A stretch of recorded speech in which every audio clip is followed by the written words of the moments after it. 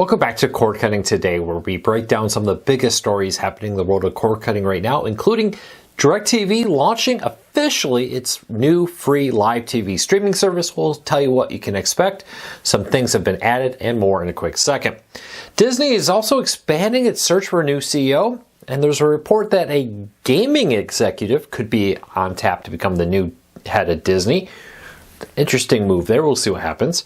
And Dish Network reports its earnings. It lost satellite subscribers, but added more streaming.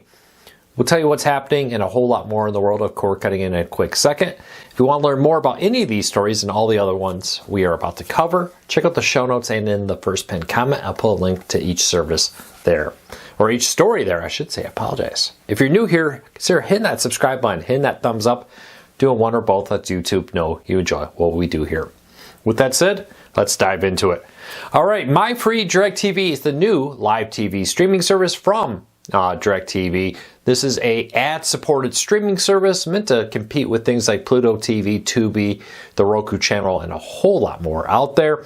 They join a growing trend of live TV providers offering a free version like Sling, Fubo, Philo, and others who are moving into this field. Now, with this, it soft launched a while back. If you watch, I've already done a review of it. A few things. They added a ton of channels. They now offer over 70 free live ad-supported channels. Also with this, continue minor tweaks and updated rollout of the features. Now, you do need an account. If you don't have an account, you can't log in. At the time of recording, it seems like you still need to go to their website, create the account, and then log in, or have a DIRECTV account that you had previously had an account with and then had it expire, and you can use that. Now, if you go into the DIRECTV app at the time of this recording, though, this is supposed to change. You're going to be, and you try to create an account, it's asking you to subscribe to a paid version of it. So just keep that in mind. Link in the show notes if you want to find out more and where to subscribe. But it's one more attempt there as they try to diversify and become a new company out there. We'll see what happens with it and a whole lot more in a second. But leave me a comment. Have you used the service? Do you like it? It doesn't have anything exclusive, though they have announced that they have partnerships to expand the lineup of free content, with new channels being added regularly throughout 2025, probably well beyond that. Will it happen? Will this be a success? I don't know. It's becoming a very crowded field. Not all streaming services will make it. The question is, will this be one of them? Now, DIRECTV is hoping that by subscribing or by using this, someday you may be more likely to subscribe. I'll see if that becomes a reality. All right, let's keep moving up. Disney is looking for a new CEO. Of course, they would like to find somebody to replace Bob Iger.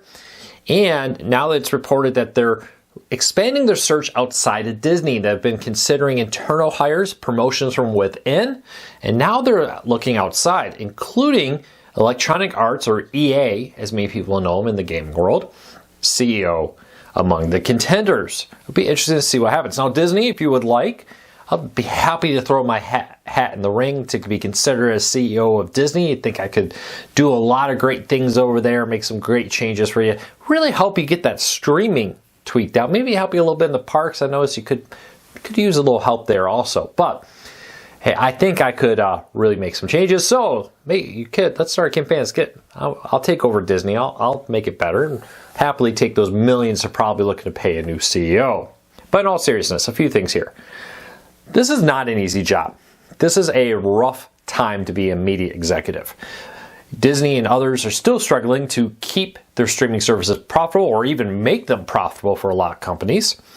The world of TV is rapidly changing, and now that the political season is over, all those ads are gone, ad revenue is plummeting, impacting many brands very hard. How people consume and get content is rapidly changing. We had a story not that long ago about how YouTube has become the #1 way people get their sports news. No longer are they watching ESPN Sports Center in the same numbers they used to. And why would you, right? You only care about your team. Why sit through 45 minutes of sports teams and sports news you probably don't care about to get 5 minutes of content that you actually care about? Where on YouTube, you can go there and get all kinds of content right at your fingertips, right where you want it, and probably even faster than ESPN sometimes. All that put together, competition in the family world, for family-friendly content, competition in theme parks, competition for movies, decline of traditional movie theaters, the list goes on and on. I would not want to be the person replacing Bob Iger. I would. If the money's good, I'll take it. But in reality, that's a tough role to walk into. There's no good answers. All there is keep trying, keep developing, keep trying to be better. As you struggle against rising costs, the cost of producing video content like that, what they do, is skyrocketing. So we'll see what happens. I'll be very interested to see how many people turn down this job. We may never know, but it wouldn't surprise me to find out people would actually walk away from Disney CEO. Something that probably would never have happened in the past. All right, let's keep moving along.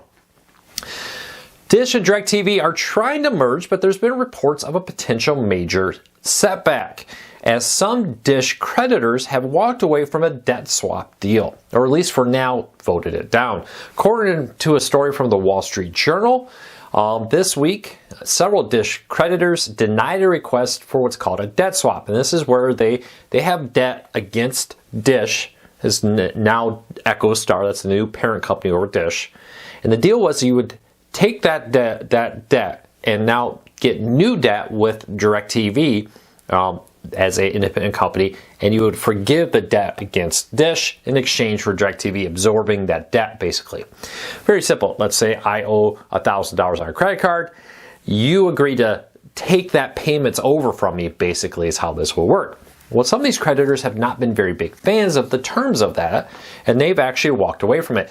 And this is a big contingent part of making this deal a reality. Now, just because that's been turned down doesn't mean that it can't renegotiate, try to make something still work here. We reached out for comment. They declined to comment on this story, but it is a major setback to trying to get this deal done on the deadline for late next year. And I still think it will, because let me be very honest, if Dish and DirecTV don't merge, it's very likely both won't be here in the future. What exactly that will look like is unknown, but it would remove two major competitors from the market.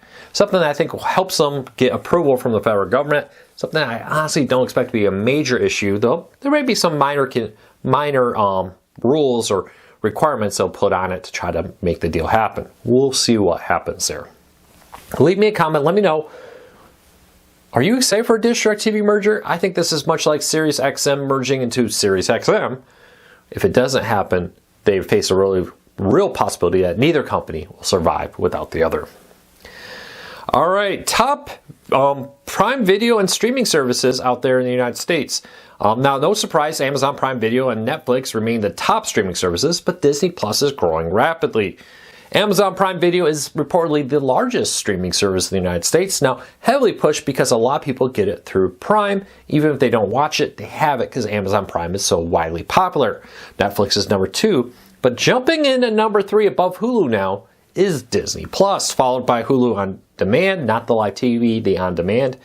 Peacock, I'm actually kind of shocked by that, how high Peacock is, because when you look at the subscriber numbers, Max, which is next in line, is significantly larger, and Paramount Plus is also significantly larger. I was surprised them to say that Apple TV Plus is bigger than ESPN Plus, and in 10th place is YouTube Premium. Doesn't actually kind of surprise me how high they are on that list. I know YouTube is becoming very popular. The ad load on this is becoming even larger. I'm a YouTube Premium subscriber. I got the family plan so my kids don't have to watch ads as they use YouTube Kids. But very interesting. Let me know. Does it surprise you to see Disney Plus jump into 3?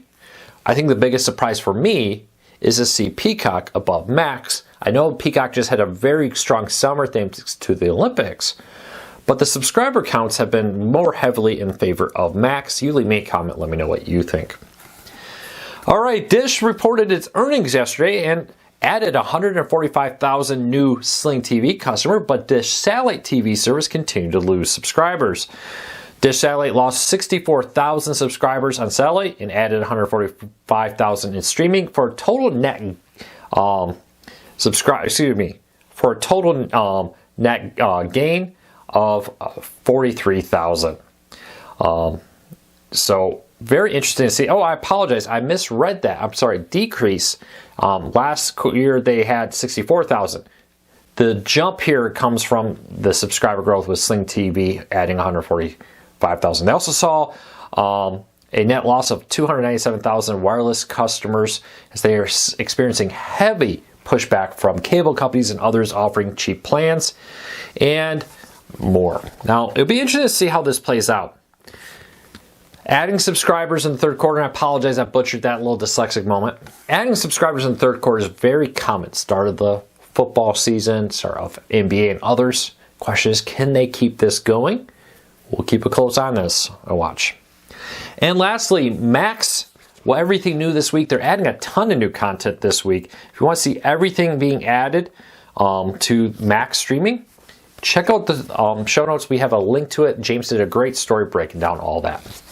Well, that's it for today. I hope you have a fantastic day. Take care. Be safe. We'll be back again real soon.